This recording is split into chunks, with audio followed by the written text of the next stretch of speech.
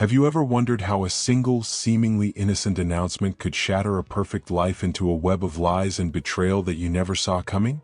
Stick around, because this tale of hidden truths and heart-wrenching discoveries will have you on the edge of your seat, questioning every relationship you've ever known. Trust me, the twists will keep you hooked until the very last revelation.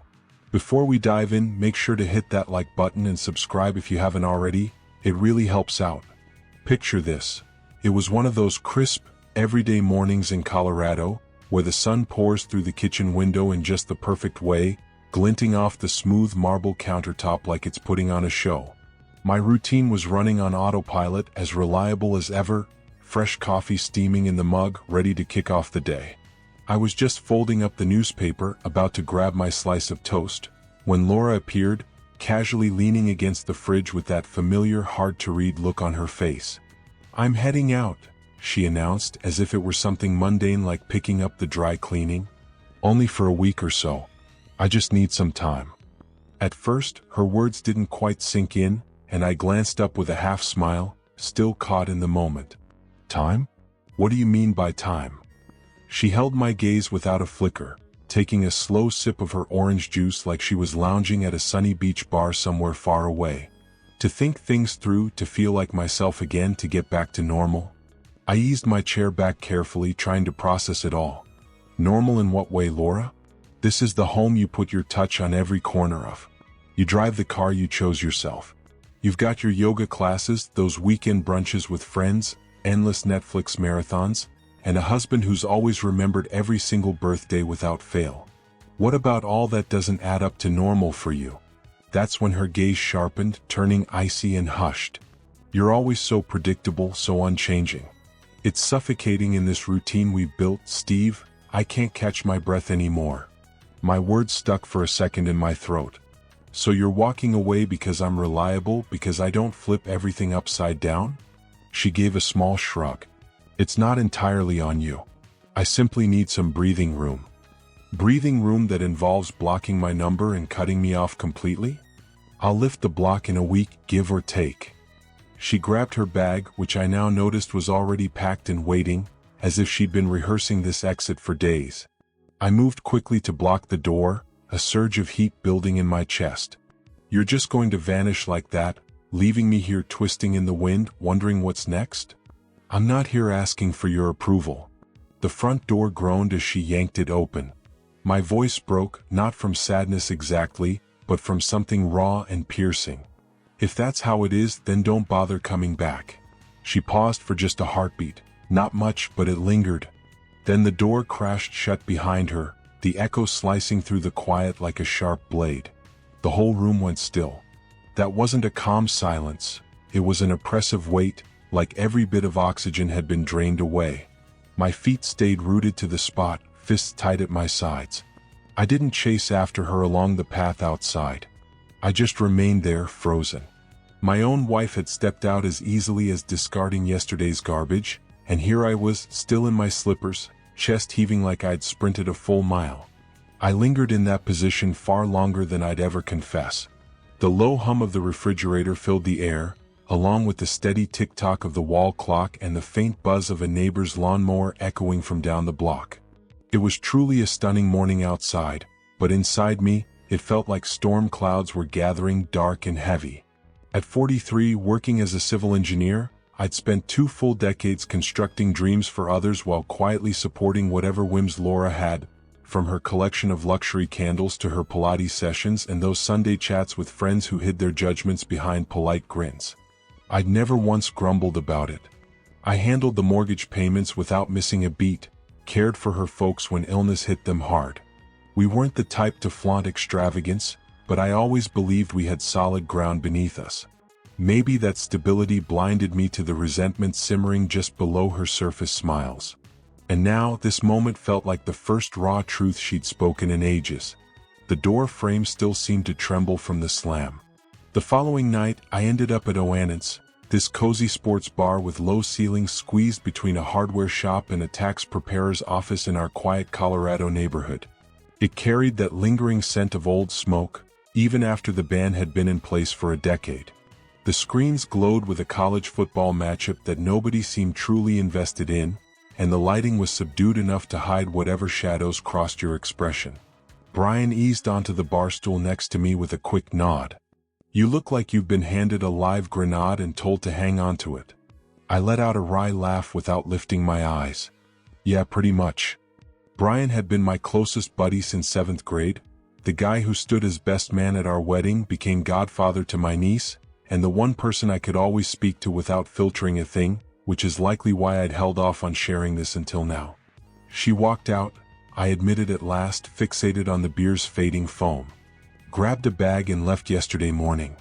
Brian froze with his drink halfway to his lips. "Left as in gone for good, or left like a quick errand?" "She claims it's just a week to sort her thoughts." "That's no quick errand, Steve. That's firing a shot across the bow." I massaged the back of my neck, feeling the tension there. "Come on, maybe she really does need a breather. I've been the same steady guy for years. Work, yard maintenance, no spontaneous getaways to wine country or late-night dances in the kitchen." He let out a scoff. "So now reliability is a crime?" I let out a long breath. "Perhaps she's feeling restless. Maybe she needs to miss what we have." Brian's tone sharpened as he leaned closer. "No, Steve, stop right there. Blocking your number? That's not someone taking a simple pause." I turned to him, caught off guard by the intensity. He pressed on, keeping his voice down but insistent. "You don't block a person unless there's something shady you want to keep hidden." His words landed like a punch, heavier than I'd anticipated. I adjusted on the stool, fighting to keep my composure. "You really believe she's seeing someone else?" "I believe she's behaving like she's already decided without looping you in." I dropped my gaze back to the glass. "She insisted it was only a week." Brian shook his head in exasperation. "Listen to yourself, Steve. You're bending over backward to play the understanding role here. I respect that, but this isn't how things should go.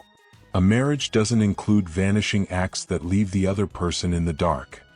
I fell silent, absently nibbling at the edge of my beer glass. His tone eased then, a hint of compassion creeping in.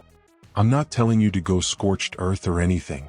Just don't fool yourself into accepting this as acceptable behavior." A heavy quiet settled between us, the type that only old friends can share without needing to fill it with chatter. Then Brian fished out his wallet, dropping some cash on the bar. "Look, I'm not piling on when you're already hurting," he said softly. "I just hate seeing you shoulder the fault for her lack of respect." He rose, shrugging into his jacket. "If you need to vent more, I'm here anytime. But don't let her bend the rules just because she's hit a rut." He clapped my shoulder firmly and headed into the night chill. I remained there for another hour, sipping slowly, turning his advice over in my mind like a puzzle I couldn't quite solve.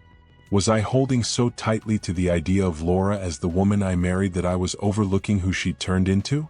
Was I avoiding the painful truth because facing it would dismantle everything? The patrons were dwindling as the bar wound down.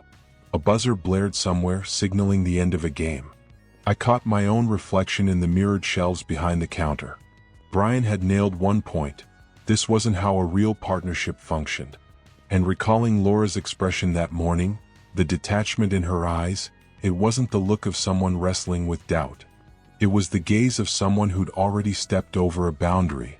I resisted the idea, but ignoring a blaze doesn't make it fade. The phone rang just past 9 p.m. I was absently watching some documentary, fighting the urge to reach out to Laura. The living room hung in stillness, too profound, where every little creak in the wood felt like unspoken regrets echoing back. My phone vibrated on the coffee table. "Brian here, you've got to head downtown immediately. I'll fill you in when you arrive." His words were terse, laced with urgency, and my instincts screamed that this wasn't something I'd brush off or doze through. By the time I rolled into the parking structure beside the restaurant he'd mentioned, his black SUV was already positioned at the lot's edge, overlooking the main dining area of Camelot. I slid into the passenger seat, shutting the door, and before I could even speak, Brian whispered, "Check the booth over there by the far wall through the window." I traced his line of sight, and there she sat, Laura. Her hair styled impeccably, lips painted a bold red I hadn't seen her wear in forever, draped in the blue dress I'd gifted her for our last anniversary, the one she deemed too fancy for everyday outings. Yet here she was, owning it like a symbol of newfound freedom. Opposite her was a man in a sharp navy suit, tall and impeccably groomed, flashing a grin that screamed anything but platonic. They weren't merely chatting, they were lost in laughter. Her fingers grazed his wrist lightly once, and he responded with ease, leaning forward as if this intimacy was routine. For an instant, numbness took over my hands. My breathing turned rapid and shallow. Without a second thought, I grabbed for the door handle. Brian's hand shot out, clamping onto my arm with authority. "Hold on," he urged. His voice stayed level, but the command in it halted me. I glared at him. "You knew she was here?" He gave a measured nod. "My cousin spotted them together last week. Same man, same energy. I wanted confirmation before dropping this on you." "She claimed she needed a break," I whispered, my grip tightening until my knuckles blanched. Brian eyed the restaurant again. "Looks like she dove right into one with somebody else." A wave of fury twisted inside me like a tightening coil. "Let me go confront this," I demanded. "If space is what she wants, okay, but she can't erase me while parading around with this fool." Brian held firm. "Storming in there hot-headed? That's handing her the victory." I blinked in confusion. "How so?" "She'll twist the narrative, paint you as the unhinged one who humiliated her. Then you're the volatile husband she had no choice but to escape. That's the tale she'll spread far and wide." I absorbed his words. He had a point. That's precisely the angle she'd exploit, playing the victim when it suited her. The SUV's warmth suddenly felt stifling. I rolled down the window a crack, inviting the sharp December air from downtown. "I feel like smashing something," I confessed, my voice unsteady. Brian met my eyes and replied softly, "Then shatter the cycle you're stuck in instead." I gazed at the candlelight dancing inside the restaurant, at how Laura reclined in her chair as if her husband wasn't crumbling at home from her choices. And in that moment, I chose something unexpected.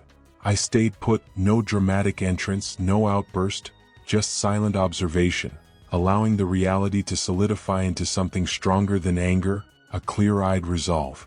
The confines of the SUV grew tighter with each passing second. Brian had gone quiet since stopping me from charging in, but I sensed his watchful presence, gauging whether I'd crumble, rage, or hold steady. Yet the turmoil in my core wouldn't settle. "I can't just idle here while she mocks everything," I grumbled, shoving the door open before he could intervene again. "I'm not going to wreck the place. I only want her to acknowledge my existence." "Steve, think this through," he called, but I was already striding away. The restaurant enveloped me in its warm amber light, the sort that evokes celebrations and fresh starts. The instant I entered, her booth caught my eye along the wall. Her back faced me, and that laughter of hers still rang out, a sound that once belonged solely to our moments.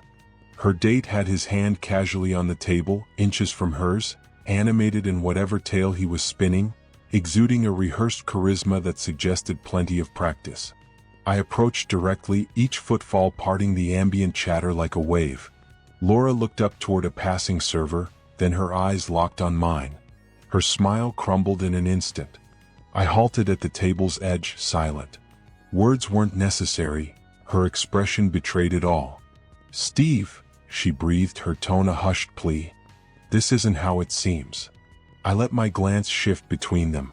The man, mid-40s, flashy watch, perfectly styled, went rigid like he'd been caught in headlights. He rose abruptly, snatched his coat, and bolted through a side door as if fleeing flames. Laura's eyes followed his retreat, then snapped back to me, her face flushed, pupils wide. I planned to explain everything. I arched a brow. "Explain what precisely?" she faltered. "He's an old acquaintance. We bumped into each other and dinner seemed harmless." "To help with your thinking?" I asked evenly. "Is this the fresh perspective you sought when you left?" She scanned the room anxiously, as though the elegant settings might shield her. "You're causing a stir here." I shook my head. "Not even close." Time stretched. Her posture sagged, bracing for shouts, sobs, blame. But I offered none. Instead, I pivoted and strode out. No justifications, no barbs, just departure. My footsteps resonated on the gleaming floor. Nobody intervened. The chill outside struck like a wake-up call. I returned to my car, clutching the wheels so fiercely my fingers throbbed. Brian held his tongue. It wasn't needed. "She saw you," he noted after a pause. "Yeah," I said, eyes fixed ahead. "That's exactly what I needed." We drove back in quiet, no tunes, no trailing lights, only the hum of pavement and the gradual dismantling of the illusion I'd clung to for too long. It was a mere 34 minutes after I'd settled back home when the sharp squeal of tires announced her arrival outside. Keys rattled clumsily at the lock, and the door burst inward as Laura stormed through like a whirlwind of disorder. "Steve!" she exclaimed, her voice already fracturing. "Please hold on." She shoved the door closed and stood gasping, mascara trails marking her cheeks, one shoe absent, her bag strapped dangling loosely. I hadn't budged from the chair I'd claimed upon returning. No television flickering, no scrolling on my phone, just the hush and an unlit fireplace that had sat cold for days. "Let me make this clear," she rushed on, charging into the space, her words quivering. "That dinner, it was nothing, I promise. You walked in on something twisted out of shape." I remained motionless. She barreled ahead, phrases spilling in a frantic rush. "I meant to come clean. He reached out recently and I figured it wouldn't hurt. I was craving distance, unsure of my path. Oh, Steve, say anything, please." I rose deliberately, not to loom over her, but weary of being lectured. "I watched you laugh," I stated composedly. She blinked in bewilderment. "What?" "At the table with him, genuine laughter. That's not confusion, that's certainty." She advanced a step. "It was just nerves, discomfort. I didn't know how to handle it." "Laura," I interjected softly, halting her flow. "You chose the blue dress." She went still. My tone held firm. "You once said it made you feel desired, truly seen. Recall that?" She nodded faintly. "You put it on tonight after blocking me all week. So convince me again this was mere coincidence." Her whisper barely carried.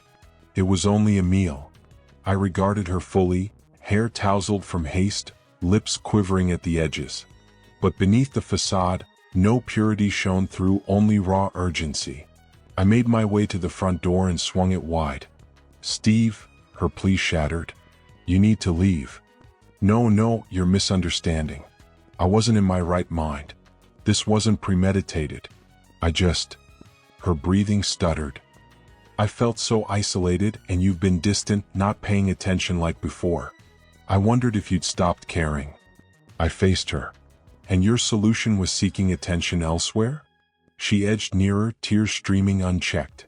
"It was a foolish error, impulsive and regrettable. But we've created something real.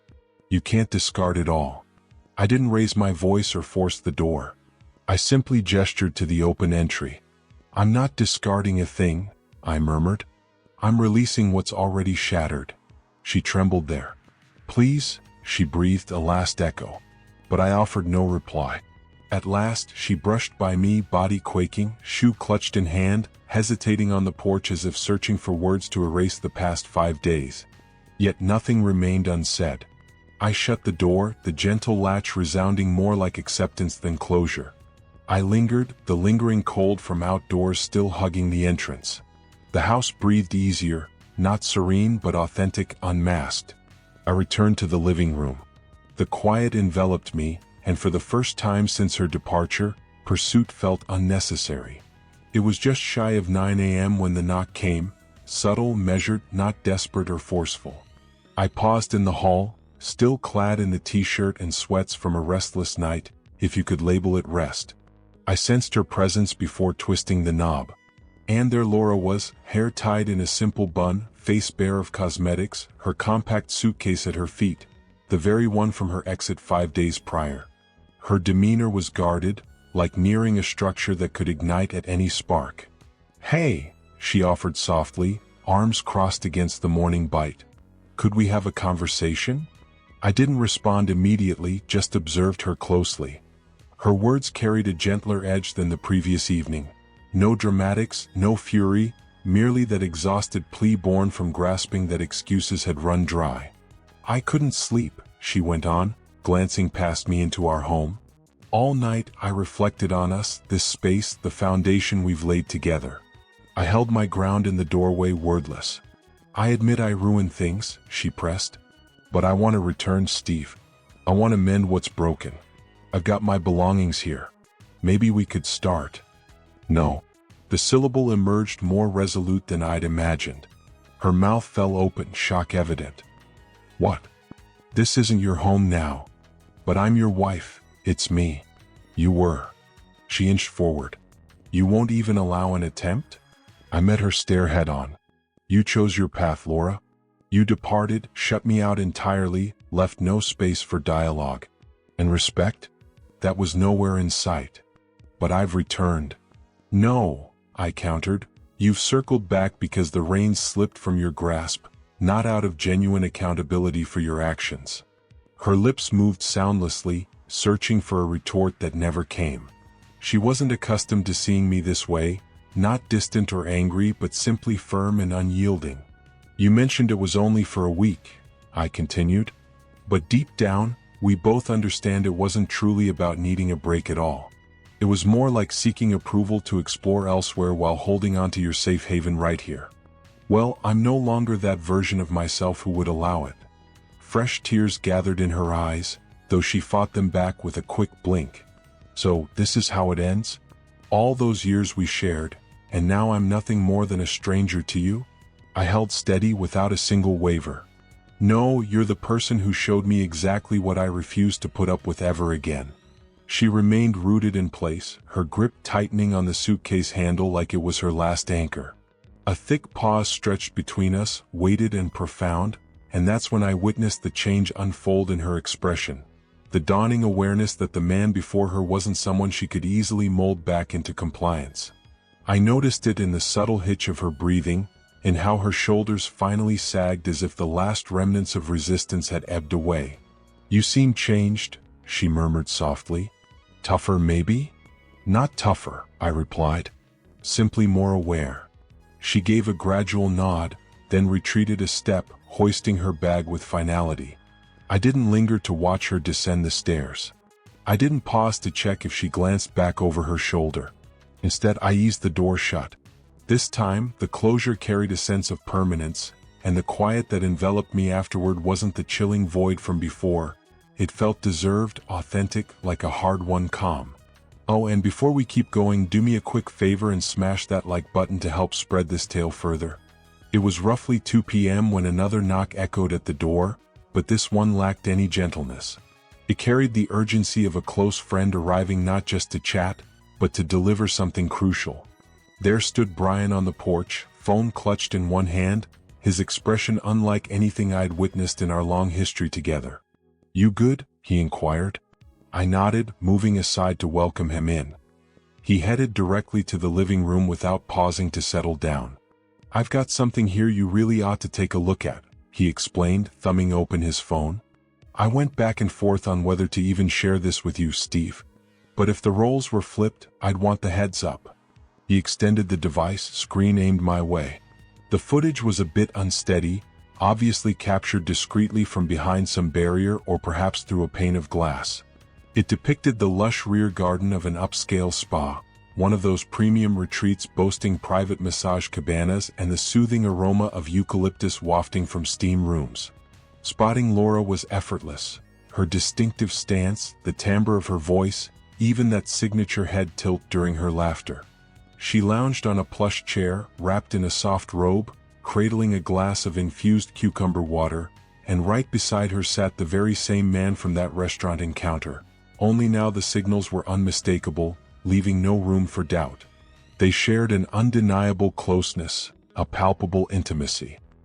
His fingers glided over hers deliberately, followed by a kiss, not fleeting or unintended, but drawn out and comfortable, as though it were far from their first. I absorbed the full 10-second segment without so much as a blink. No audio accompanied it, just an oppressive quiet bearing down as the images unfolded. Once it concluded, I passed the phone back. My hands remained steady, yet my jaw locked so rigidly it ached. Brian spoke carefully, gauging my reaction. My cousin's on staff at the front desk there. After I shared a photo of Laura with her last week, she picked her out immediately. She forwarded this to me earlier today, mentioned she hated meddling, but couldn't stand the idea of you staying in the dark. I nodded deliberately. Thanks for watching out, Brian. You holding up all right? He pressed. I rose, snatching my wallet and keys from the nearby surface, then made for the exit. Steve. I halted briefly to shrug into my coat. I've got to handle this. Heading where? To see a lawyer? Exactly. Brian trailed me out to the porch. I get that this cuts deep, but hold off on charging ahead too fast. You've kept your cool through all of this so far. Don't let it unravel now. I pivoted to face him, locking eyes at last. I'm not unraveling, I assured him. I'm drawing the line. His expression softened into one of quiet comprehension. He offered a subtle nod and stepped aside. I climbed into my truck and eased away from the curb. The clip replayed vividly in my thoughts, every detail etched sharp. The serene spa setting, her relaxed robe, the instinctive way she angled her face toward him as if it were second nature. This wasn't merely an emotional slip on her part. She'd orchestrated it, poured effort into it, all while feeding me tearful lies about craving some fresh air, even as she invited another man into her space. I didn't shed tears, didn't raise my voice in fury, didn't dwell on faded recollections. I simply kept driving. The attorney's office sat in the heart of downtown, nestled snugly between a dentist's practice and a realty firm. The lot was sparsely occupied. The plaque outside read Family Law, Carter, Morin, and Brooks. I entered and informed the receptionist of my intent to initiate divorce proceedings. She responded without surprise. Your name? Steve Wallace. She provided a clipboard with forms. As I settled into a chair to complete them, pen poised, a transformation stirred within me, not a burdensome weight or empty void, but something firm and grounded, like securing a door from within and turning the key. I was done with playing by unfair rules. Now I was embracing the unfiltered truth. Days slipped by without a word from her, not following the spa revelation, not after my visit to the lawyer. Only an echoing quiet, which struck me as oddly fitting given how insistently she'd once demanded to be the center of attention. Then, on the dawn of what should have marked our 7th anniversary, my phone lit up with a message. From Laura, dinner at Brio this evening at 7. I've booked a table just in case you're open to chatting. It's still our special day after all. She tacked on a tiny champagne emoji, as if that could somehow cushion the impact of all that had transpired. I gazed at the text for a solid minute. Then I powered off the screen and flipped the device face down on the counter. That evening, the backyard transformed into a vibrant haven. Fairy lights strung elegantly along the fence, the grill sizzling invitingly, bottles clinking in toasts. A portable speaker pumped out timeless rock tunes, infusing the atmosphere with energy. The scent of char-grilled burgers mingled with the crisp chill of the season. The chuckles and banter flowed genuinely without any strain or pretense, just pure, unfiltered joy. Brian manned the fire pit, spatula in one grip and a cold one in the other. You positive you wouldn't prefer something low-key tonight? He inquired, giving me a light elbow. I savored a swig from my beverage. Low-key was dragging me down. He flashed a grin. Point taken. More folks arrived than I'd anticipated, colleagues from the job, buddies from the fitness center. Even Greg from next door, armed with his corny humor and a duo of homemade dips. These were people I hadn't connected with in ages, yet they appeared without a second thought. Perhaps they weren't privy to every detail, but they grasped enough to recognize this wasn't a place shrouded in grief, it was a space rediscovering its spark. Precisely at 7:04 p.m., my phone vibrated in my rear pocket. The display showed Laura calling. I drifted away from the lively chatter, venturing to the yard's shadowed perimeter where the glow dimmed. I answered without delay. Hello. In the backdrop, gentle piano melodies played, accompanied by the subtle clatter of utensils and the refined murmur of an upscale dining spot. Where are you right now? She questioned, her tone attempting lightness but laced with uncertainty. I allowed a faint smile to form, subtle enough not to carry through the line. I'm in the midst of a celebration already, I responded. A brief hush followed. Celebrating exactly what? I delivered the words deliberately, letting them resonate clearly. My return to single life. Utter stillness greeted me, not even an intake of breath. Then the line went dead with a click. She disconnected. I tucked the phone away, pivoted back toward the gathering, and spotted the group still clustered around the flames, dishes in hand, mirth bubbling up once more. I rejoined them, claiming a spot beside Brian. "Was that her?" he queried, passing me a fresh drink. "Yeah." "How'd it play out?" I tapped my glass against his. "Perfectly." The evening unfolded seamlessly from there. A spill of salsa here, Greg's valiant but off-key guitar strumming there. Nina arrived fashionably late from the office, bearing cookies and a hilarious anecdote about her pup devouring her charger cord. Laura's name never surfaced. It wasn't necessary. This chapter had shifted beyond her actions, beyond the betrayal itself. It centered on what I'd ceased to endure. For what felt like ages, I wasn't anticipating anyone's return. I was already whole, right where I belonged. The festivities hummed along, with chuckles rippling through the open air and firelight dancing in the pit. That's when the front gate let out a telltale creak. All eyes shifted. In she strode, Laura, like a whirlwind cloaked in composure, draped in the coat I'd gifted her the previous holiday season, hair impeccably styled, features drawn taut. Her gaze swept the area, zeroing in on me without hesitation. The buzz of talk hushed just enough to signal a change in the vibe. She advanced, her heels grinding against the pebbled path. "Seriously?" she hissed. "You organize a bash on our anniversary and can't even muster the courtesy to properly respond to my invitation?" I stayed seated, unmoved. "You reached out," I noted evenly, "and I picked up." "That wasn't a real response," she countered sharply, her volume climbing. "That felt like a direct insult." A couple of attendees averted their gazes out of politeness. Others held firm. Brian positioned himself at my side, his expression steely. He murmured close, "Need me to escort her out?" I shook my head. "No need, she craves the attention. Let her claim it." Laura pressed onward a few more paces, her speech accelerating. "This is your move, huh? Humiliating me before all your buddies as some petty payback scheme. Hosting a get-together to act like our history vanished, like I was irrelevant." I rose unhurriedly, permitting the yard's full quiet to build between us. "You seeking honesty? Fine," I declared. "Here it comes." I made for the sliding glass door to the patio and slipped indoors, with every gaze following. Moments later, I re-emerged clutching the TV remote in one hand and Brian's phone in the other. "Folks, if I could have your focus for a quick second," I announced. Chatter dwindled, utensils set aside. Confusion flickered on some faces. Others seemed unsurprised. I aimed the phone toward the screen. With a couple of taps, the spa footage sprang to life. 10 seconds of silence. Laura's laughter, her hand linking with his, culminating in that kiss. The display faded to dark. The outdoor space remained hushed. Color fled from Laura's cheeks. "How did you obtain that?" she breathed, immobilized. "From my buddy's cousin," I answered. "She's employed there. You recall her, the one you dismissed as prying with subpar nails. Turns out, she observed more than you anticipated." Laura retreated unsteadily, palms covering her mouth. "Steve, it wasn't meaningful. I promise you it held no weight." "No," I interjected. "Your turn to speak is over." She sank to her knees amid the lawn, mascara beginning to streak.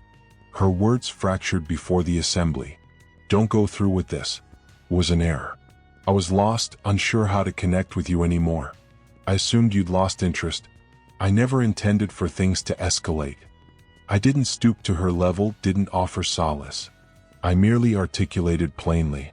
"The attorneys are handling the divorce as we speak." She inhaled sharply as if wounded. "Steve, please no. We can repair this. You don't need to destroy me like this, in front of them all." "You managed that on your own," I remarked softly. She wept openly, but I redirected toward the fire pit, where Brian extended my beverage as if the disruption were minor. "Apologies for the brief detour, everyone," I offered with a slight grin. S'mores are still available for the taking. At first, the group stirred uneasily. Then, a pat on the shoulder here, a supportive nod there. Music resumed its flow.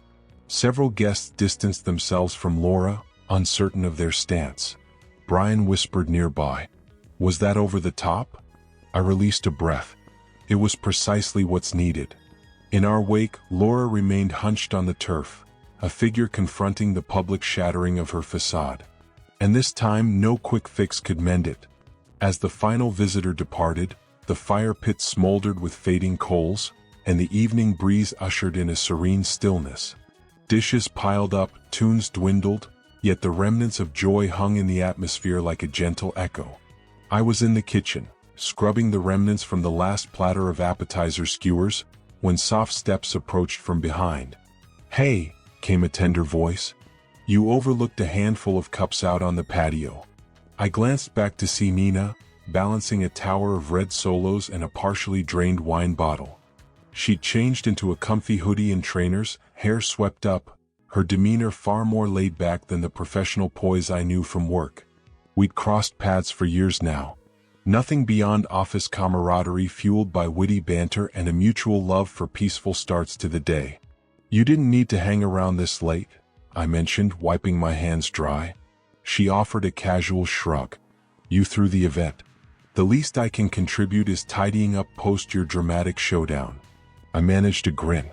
"You witnessed that, did you?" "Pretty sure the entire block did." I propped against the counter, noting the wine she held. She raised it a touch. "Mind if I pour a bit?" "Only if you include me in that." Shortly after, we perched at the kitchen island, glasses in front of us, the rhythmic click of the clock punctuating the calm. "I wanted to mention," she began, giving her drink a light swirl. "I've walked in those shoes." I met her gaze. "How so?" "The betrayal ordeal, about 2 years back. My former partner, David. You never crossed paths with him. What went down?" She paused for a taste before elaborating. "He maintained this secret double existence I was clueless about. Not with another person exactly, a separate apartment altogether. Discovered the rental agreement tucked in his car compartment. He claimed it was his sanctuary for reflection. In reality, it was his escape to live as someone entirely different." I grimaced. "That's harsh." "I felt the same," she admitted softly, until it dawned on me that I wasn't solely grieving the bond. I was lamenting the role I'd assigned myself within it. I absorbed her insight with a thoughtful nod. She lifted her eyes to mine, her words gentler. "You appeared unburdened this evening. After all that unfolded." I pondered it. "I believe it's because I at last released the expectation of a genuine apology that was never forthcoming.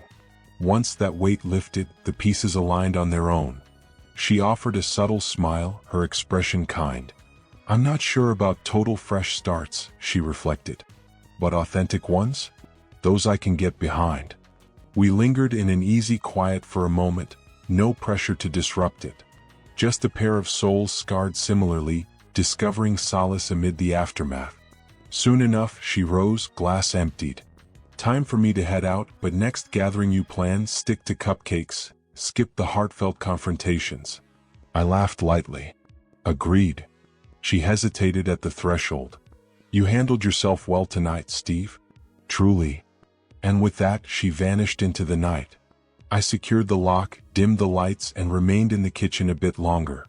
The space felt cozier, not from the lingering wine, nor even Nina's presence, but from the absence of secrets at last. Pure truth and the gradual reclaiming of tranquility. The following day, I arrived at Ridgeview Cafe a tad ahead of schedule. Our go-to haunt, modest and nestled behind a quaint bookshop, forever carrying notes of cinnamon and fresh opportunities. Brian entered precisely on cue, cap pulled down, hoodie fastened. No flair, just the reliable guy who'd been there through thick and thin. He claimed the booth opposite, offering a single nod. "You resemble someone who shed a solid 10 pounds of worry," he observed, grabbing the menu he knew by heart. "Make it 15, I countered. Kelly, our regular server, delivered 2 steaming coffees unprompted. I took a drink, then fixed my attention across the table. "Look," I started, regarding that evening at the bar. I resisted what you were saying, treated you like the issue when you were the sole voice of reason. Brian dismissed it with a gesture. Ancient history. No, seriously, I owed you this sooner. Thanks for sticking around even as I made it simple to bail. He reclined, cup in hand. That's the essence of friendship, Steve. We show up precisely when it counts the most, not simply in the easy moments of joy. I stole a quick glance out the window. Snowflakes were starting to dance downward, soft, pure, and free from any turmoil. It carried the promise of a fresh beginning. You got it spot on, I admitted, my voice hushed with reflection. She wasn't wrestling with confusion at all. She'd already moved on entirely. I was just too stubborn to accept the reality staring me down. Brian confirmed it with a steady nod. The truth sometimes crashes in like a demolition hammer. Yet once the rubble settles, you're standing on rock-solid earth, ready to construct something even stronger. We lingered in that serene pause, savoring our coffees, our long-standing bond feeling as reliable as ever. I released a soft laugh. Does it seem insane that I genuinely feel so much better now after enduring all that madness? Brian shot back a clever smirk. Insane? Not in the least, it's pure freedom. We raised our mugs for a gentle toast. That simple tap resonated deeply. Here were two friends, forged tougher by the tempests we'd faced, still on our feet and eagerly facing whatever adventures awaited us next. And with that, my story comes to a close. I find myself thinking back on Brian often, how he stepped forward boldly when I was blindly refusing to see the truth laid bare before me. He had no duty to do so, but he made the choice regardless. Now, imagine stepping into his role for a moment. Would you have stayed silent to preserve the peace, or risked everything in the friendship to lay out the unvarnished facts? Drop your honest take in the comments below. I'm genuinely curious to hear your perspectives. And if this tale of betrayal, awakening, and unbreakable bonds has gripped you from start to finish, do me a huge favor. Smash that like button to show your support, hit subscribe to join the Dark Infidelity Stories community for more raw, heart-pounding narratives just like this one, and share it with a friend who needs to hear a story of resilience today.